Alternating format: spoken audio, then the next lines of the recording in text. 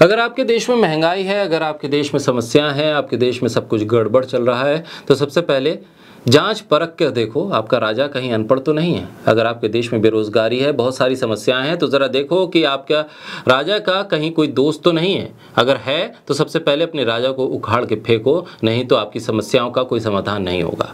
ये बातें दिल्ली के मुख्यमंत्री अरविंद केजरीवाल ने 17 अप्रैल को दिल्ली विधानसभा के एक विशेष सत्र के दौरान कही। इस दौरान उन्होंने सदन में एक कहानी सुनाई जिसका शीर्षक बताया चौथी पास राजा। कहानी में अरविंद केजरीवाल ने बिना नाम लिए प्रधानमंत्री नरेंद्र मोदी पर हमला बोला।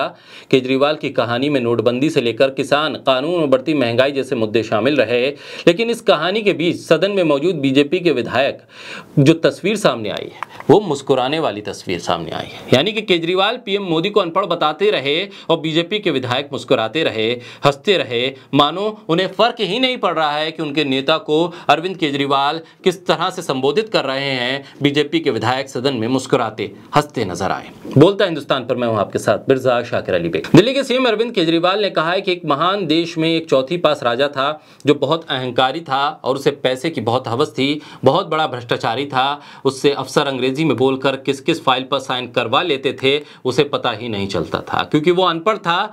पूछता तो बेइज्जती होती। सीएम केजरीवाल ने कहा, अपने बचपन में राजा और रानी की कहानियां सुनी होंगी, लेकिन मेरी कहानी में रानी नहीं है, बस राजा है। ये एक महान देश की कहानी है, कई हजार साल पुराना देश है। उस देश में एक गांव में एक गरीब परिवार में एक बच्चे का जन्म हुआ। बच्चे के जन्म पर गांव के ज्योतिष ने कहा, माई तेरा बेटा एक दिन बहुत बड़ा सम्राट बनेगा। माई को यकीन नहीं हुआ। केजरीवाल अपनी कहानी में बताते हैं कि उस बच्चे ने चौथी पास होने के बाद पढ़ाई छोड़ दी। गांव के एक रेलवे स्टेशन पर घर का खर्च चलाने के लिए चाय बेचता था वो लड़का। लड़के को भाषण देने का शौक था, एक बार शुरू हो जाता तो बंद होने का नाम नहीं लेता। सीएम केजरीवाल आगे कहते हैं कि धीरे धीरे राजा को बुरा लगने लगा कि लोग उसे चौथी पास कहते हैं। फिर उसने एक दिन फर्जी डिग्री बनवाई, बोला मैं एमए हूँ। लोगों ने कहा कि ये तो गलत है, तो आरटीआई डालनी शुरू कर दी। आरटीआई डाला तो उस पर 25,000 का जुर्माना लगा दिया।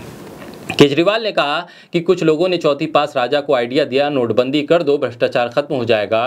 भ्रष्टाचार खत्म नहीं हुआ और देश 20 साल पीछे चला गया। किसान कानून पास कर दिया तो किसान सड़क पर आ गए, 750 किसानों की मौत हो गई।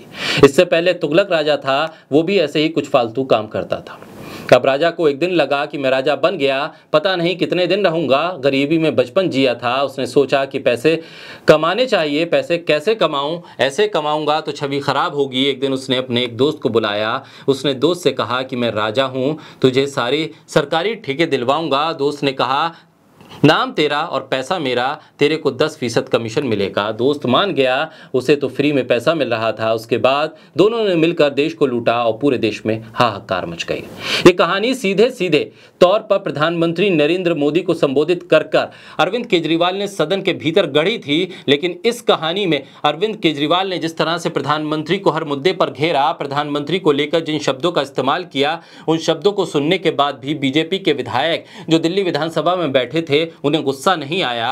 उन्होंने ये नहीं कहा कि आप ये गलत कह रहे हैं, बल्कि वो अरविंद केजरीवाल की कहानी पर मुस्कुराते रहे, हंसते रहे, मानो उनको लग रहा है कि वो कहानी सच्ची है और वो जिस तरफ अरविंद केजरीवाल इशारा करने की कोशिश कर रहे हैं वो सही जगह कर रहे हैं।